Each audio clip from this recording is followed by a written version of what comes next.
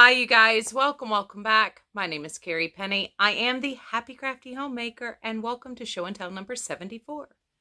I hope you guys have had an amazing week. To recap real quick, I did not do a show and tell last week. I did just upload the two parts of the how I knit to help you with the transition from being crocheters to knitters. That's all I got up last week. Once again, if you guys have any questions, anything you want to see in another video, helping to transition from crocheting to knitting, please go over there, leave a comment, send me a PM. I am making a list in my little filming notebook of what you guys would like to see next.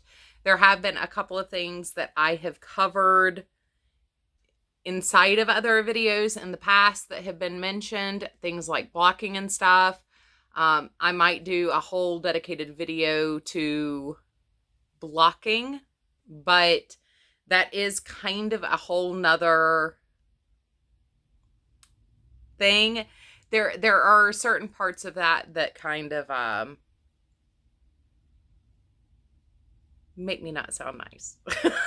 So yeah, I get a little salty and a little frustrated with some of the blocking commentary. As I said in my very first video about transitioning, how to knit as a crocheter in that video, sometimes you run across some unpleasant people and their commentary is rude and incorrect. And sometimes you just kind of want to reach out and touch someone real hard right across the face. And blocking is one of those subjects where I get very, very frustrated with some of the commentary I see and read. So, in order for me to do that video, it might take me some intensive yoga and recentering before I...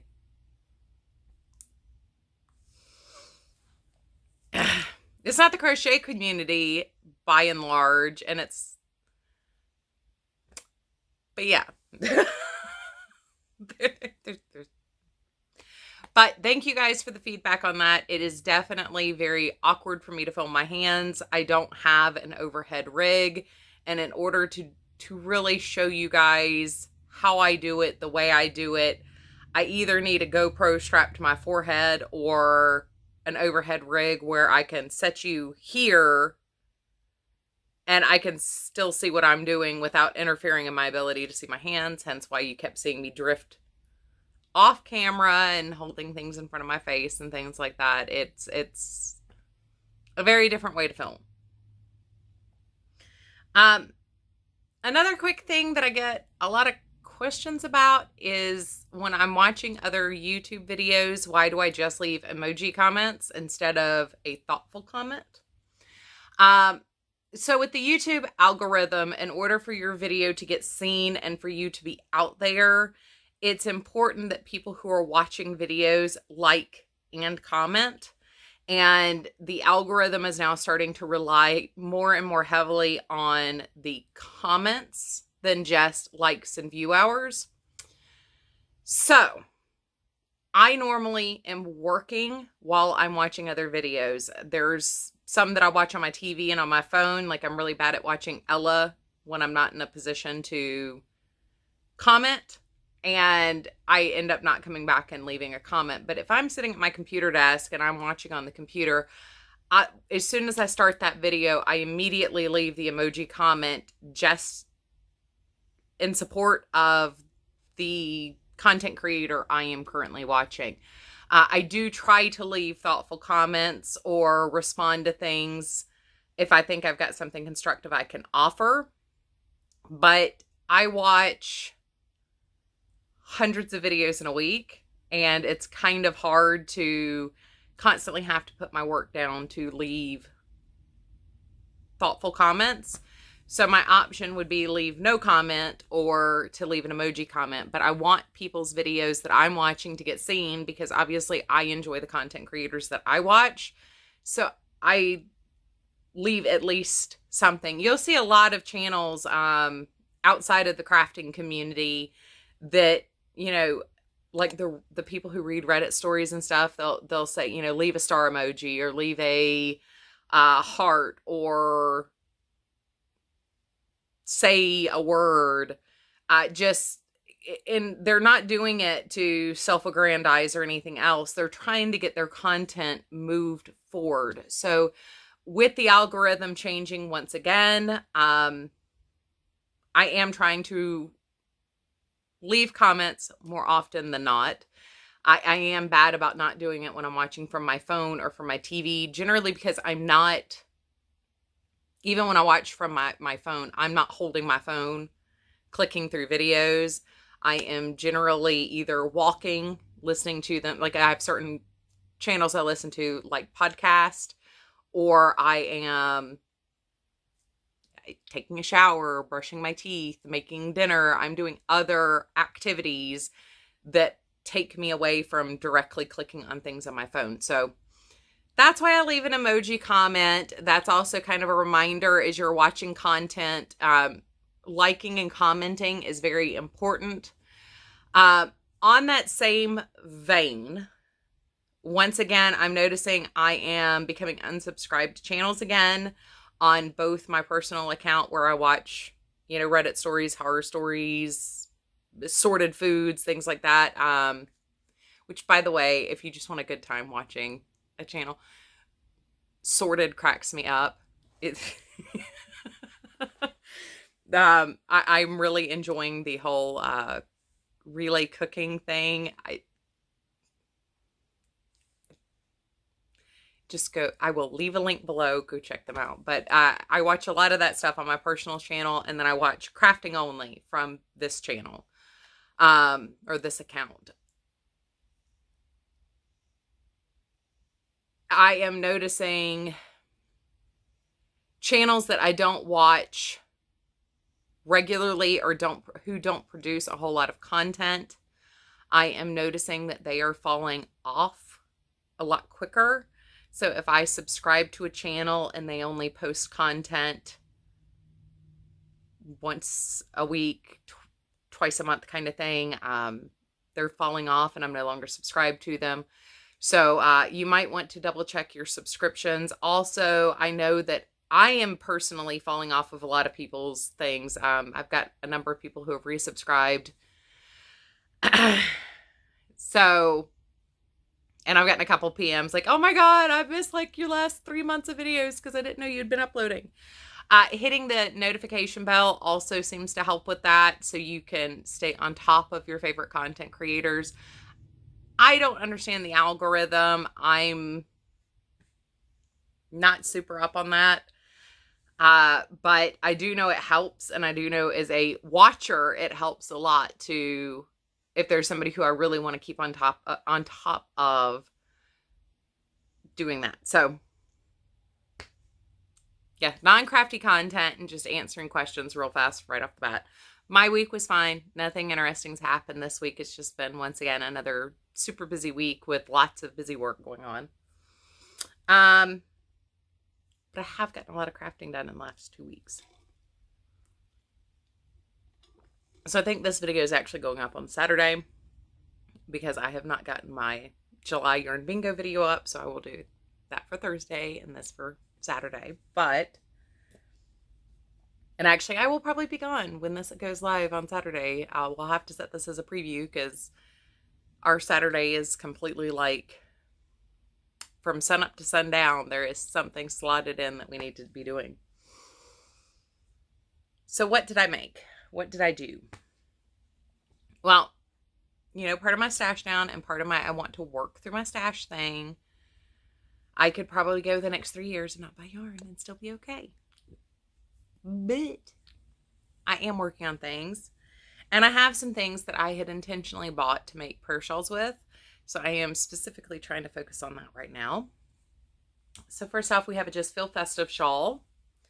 And this is using Lion Brand Vanna's Choice in Pink Mist. No. That would be Rose Mist. Sorry, I have my journal down here too. So this is I used a size I hook on this one. It's a little denser than I really had wanted it to be. But I wanted something to take in the car. And unfortunately, the Peyton's one, while I am enjoying working on it, and I do work on it when I'm sitting at my desk.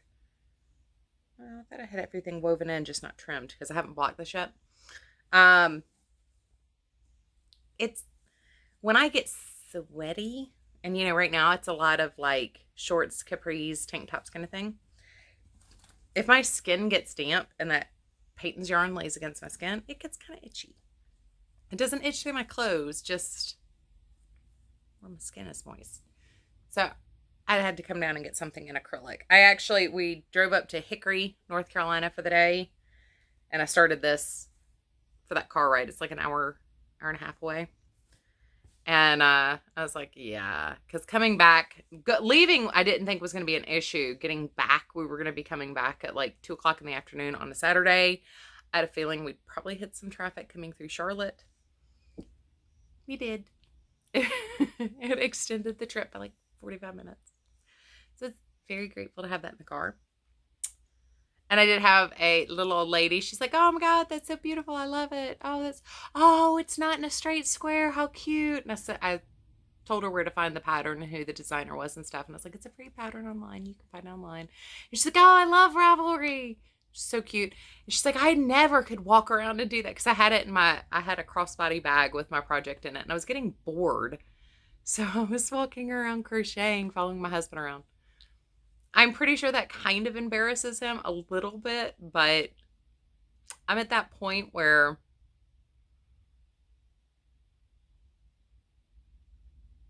I'm not just going to stand there. Anyway. So the next weekend, I made a hat out of my leftovers. This is one of the no-name beanies. I shared it on Instagram, and it was only like a little bit of the crown portion. And Kim from Kim's Crochet and Knits was like, that's the Debbie hat. Yes, it is. Once again, I just did the camel stitch at the bottom and ended with a row of single crochet in the third loop just to finish it up. So because these aren't the solid skeins, these are marled, variegated, multicolored. These are only 85 grams. So that was 1.5 to do the hat. Then I had enough to do a baby hat. This is just a half double crochet baby hat. And I also worked some into some of my 3-round granny squares. I got a whole group pulled together. So part of my problem is I was not thinking about how I was going to join these together in the 4 patches. And my sewing is really bad. So I really, really, really, even with an invisible stitch, have to join with one of the colors. Otherwise, it's glaringly obvious that I have seamed it. So I took my pink squares and did a bunch of 3sies real fast. And there's a couple of singles and there's like one, I think, with just one round, but that's where all that yarn went. Then I finished that.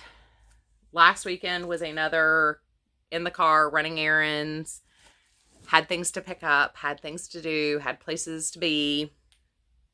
And once again, mostly for things that my husband was looking for. So again, I repacked my same, it's a 31 nylon crossbody bag.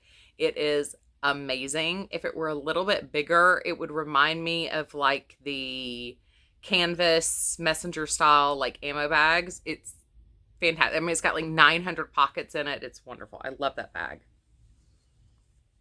But I also had a whole bunch of purple mist. So I did another Just Feel Festive shawl in purple mist. And this one I did go up to a J-hook.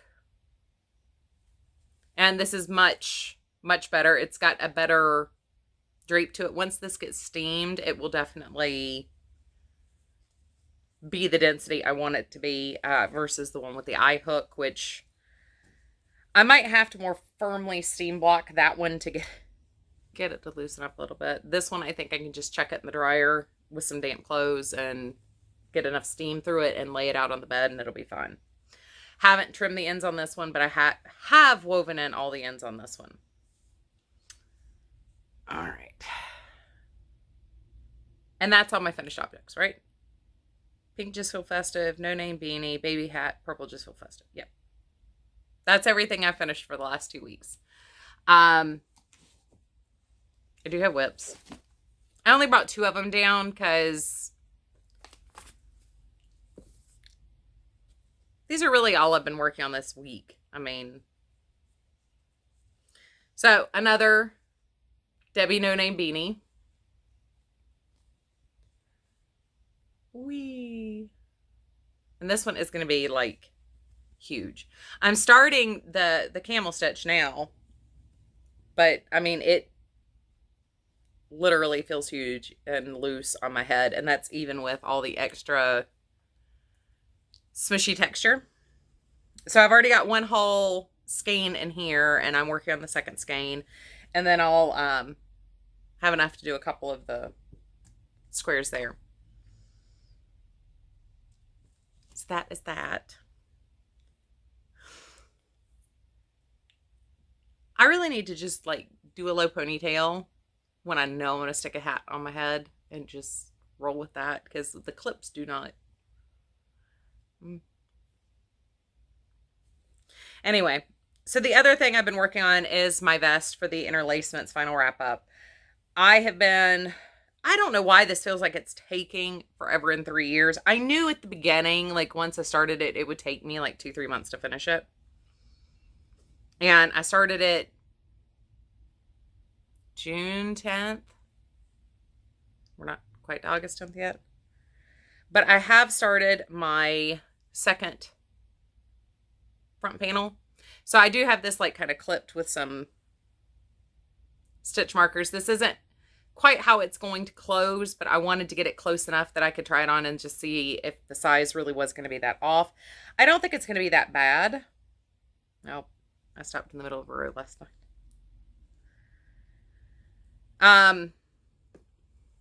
So the side, actually, where are we going here? You kind of do a box pleat across the texture parts, but you don't box pleat the back. So it's going to buy me a little bit of room to put my head in. Just a little. But yeah, the whole back is done now. I still love the way it looks. I might need to add a little bit of length to the bottom. And if I do that, what I'll do is I'll come back with this and do like a crocheted, maybe shawl border or something, just something to add a little bit of weight to the bottom. But I mean, I've used quite a bit of the yarn that came with it. This is all I had left from the ocean when I used that. Because by the time I finish this vest, I will have worked with her specialty yarn enough to be able to tell you what I think of it. I might go ahead and do a final wrap-up review and just get that out so you guys know everything that I think about working with this, and come back and do a poncho, remake this one that I did with the ocean in the zigzag yarn, just kind of on my own time, and then I can kind of discuss that in one of these videos. But look at how pretty. Still love this color, but I don't want to make you guys wait, and I would like to go ahead and get started on the next box. So when the vest is done, I might just go ahead, do the review. I knew this was going to take a while, and I got kind of bogged down a little bit and not done in a reasonable amount of time. So I do want to at least get the final thoughts up, and I think I can easily do that. I will have worked with the tippy toe twice and the zigzag once. There is one other sock yarn, and that's the Toasty Toe, and I don't know anything about that. I didn't get any with my subscription box, so I can't comment to that yarn specifically, but that's kind of what I'm thinking. How do you guys feel about that if I just 2 out of 3 projects and give a final thoughts at that point? Because I feel like we're kind of dragging this out, and I've had a couple people emailing me asking when I was going to do my next box and choose my next box. I haven't yet. I had planned on starting in August. I might go ahead and pay for it now, and when it comes in, either in September or August, go ahead and get that up. But I would kind of like your feedback on that. Other than that, I don't think I have anything else. I hope you're having a fantastic weekend, and I hope you're having fun, enjoying the sun. It's supposed to be sunny on Saturday here, but we'll see. There's some storms rolling through today and tomorrow, and then it's supposed to be cool on Saturday and sunny. And then on Sunday, I think it's supposed to start raining again. So I don't know. But you guys take care. I love you, and I will see you real soon. Bye, guys.